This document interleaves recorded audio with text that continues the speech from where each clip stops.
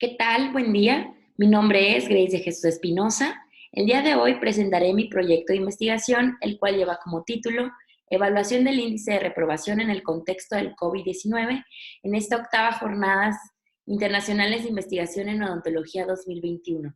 Actualmente soy estudiante de la Universidad Autónoma de Coahuila y curso la maestría en Ciencias Odontológicas con énfasis en prótesis avanzada.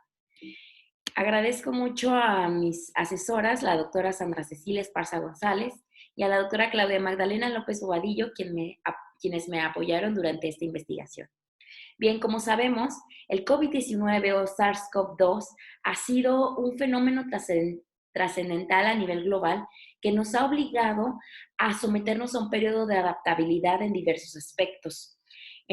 Como sociedad, ha sido un gran reto y a nivel gubernamental, uno de los retos más importantes ha sido el aspecto de la educación. La educación es uno de los retos ante esta contingencia debido a que los sistemas escolarizados se vieron sometidos a nuevas prácticas escolares.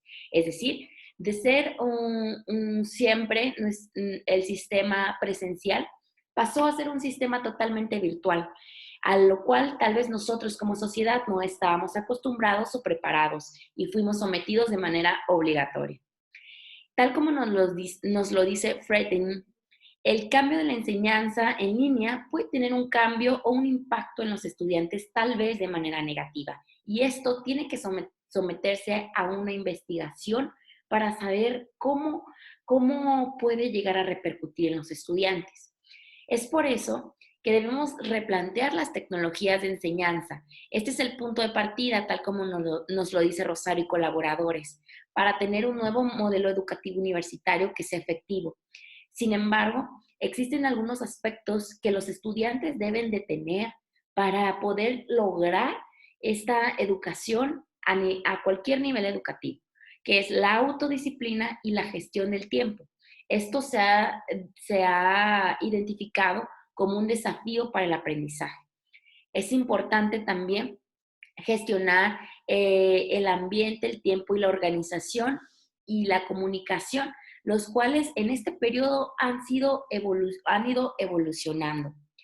Otros aspectos importantes a denostar es que hay desafíos en estas técnicas del e-learning en ciencias de la salud en específico, que es nuestra área de investigación, ¿no? Que es la baja motivación, la ansiedad, el estrés, la falta de autodisciplina del alumno, así como algunos factores externos como la estructura del curso, el diseño pedagógico, la política de gestión, el uso limitado de la tecnología en la educación y la falta de apoyo, que esto ha impactado muchísimo porque existen diversos estratos sociales en los que ha repercutido muchísimo el factor socioeconómico. Es por eso que hoy en día ha habido muy poca investigación sobre esto, para evaluar estas consecuencias del cambio de la enseñanza presencial a la enseñanza en línea o a la virtualidad, tal como nos lo dice Fred.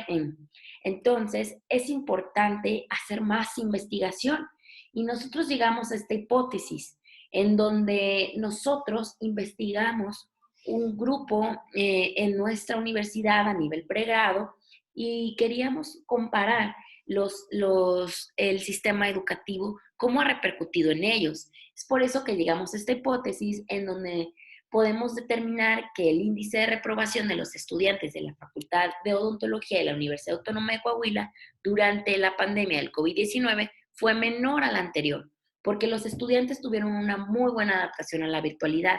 Nosotros le apostamos a esta hipótesis y realizamos esta investigación en el Departamento de Posgrado de Prostodoncia Avanzada, haciendo el análisis de las calificaciones de la materia de histología que fue brindada a los alumnos de pregrado mediante el registro de sus calificaciones prepandemia y pospandemia.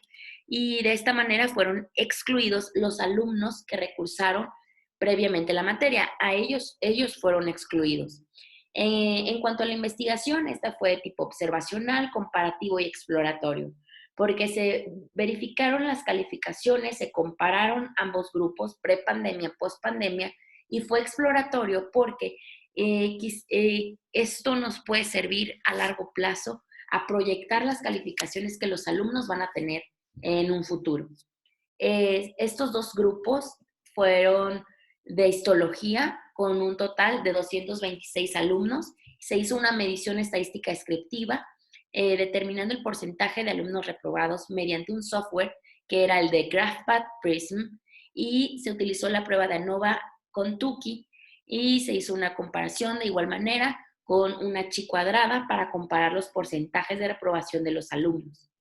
En cuanto a la revisión de la literatura, obviamente, a pesar de que hay muy poca, se hizo una revisión de la literatura para ver qué había en el estado del arte en las bases de datos de PubMed, Science Direct, Cochrane, mediante las palabras Academic Practices, Academic Simulation, Virtuality, COVID-19, con el fin de hacer una comparativa en distintas investigaciones publicadas ya previamente. En cuanto a los resultados, el grupo 1 tuvo un 45.67% de reprobación, mientras que el grupo 2 fue del 22.06%. ¿Esto qué nos quiere decir? Que el nivel de reprobación fue menor. De igual manera, la media del grupo 1 para los reprobados fue de 53.23, mientras que el grupo 2 fue de 58.25. Es decir, que a pesar de que sí hubo reprobados, las calificaciones fueron mayores y en el grupo 2. Y la media de los alumnos aprobados, por el contrario, fue en el grupo 1 de 74.6 y en el grupo 2 de 81.25. Es decir, sí fueron aprobados, sin embargo, las calificaciones fueron mayores. Los análisis de Tukey mostraron una diferencia significativa entre los grupos 1 y 2, siendo muy significativo con 0.05 de probabilidad, y esto es muy importante. En cuanto a la discusión, tenemos que compararlo con otros estudios. Se realizaron estudios comparativos como el de Tejedor Santiago, en el que se observó las percepciones de los estudiantes de diferentes países, España, Italia y Ecuador, con una muestra de 573. Y esto les dio como resultado que los alumnos preferían las clases presenciales, tenían actualmente tutorías más breves y esporádicas y tenían un escaso compromiso con los recursos virtuales. Esto dista un poco a nuestros resultados. Sin embargo, es importante mencionarlo y ver cómo en otros países se desarrolló y cómo los estudiantes lo percibieron. Esto es un poco diferente a la investigación de Prodanovic y colaboradores, en donde ellos hacen encuestas a estudiantes con una muestra de 52 alumnos de 19 a 26 años de edad, en donde podemos decir que es muy homólogo a nuestra investigación. Sin embargo, aquí lo hicieron en una carrera de idiomas en la Universidad de Belgrado, y los estudiantes fueron muy receptivos ante las TICs, probablemente porque esto es muy de su área en cuanto a la comunicación verbal, y esto dio como resultado a que ellos tenían una accesibilidad, ellos encontraban una mejor atención, mayor productividad, un mejor desarrollo de las habilidades, una mejor participación, mayor autocontrol, comunicación con ellos y sus docentes. Entonces, esto podría ser un poquito más afín a nuestra investigación, en donde hubo un aumento de calificaciones. Sin embargo, sería importante también nosotros hacer encuestas a los alumnos para ver también sus percepciones como en otros estudios.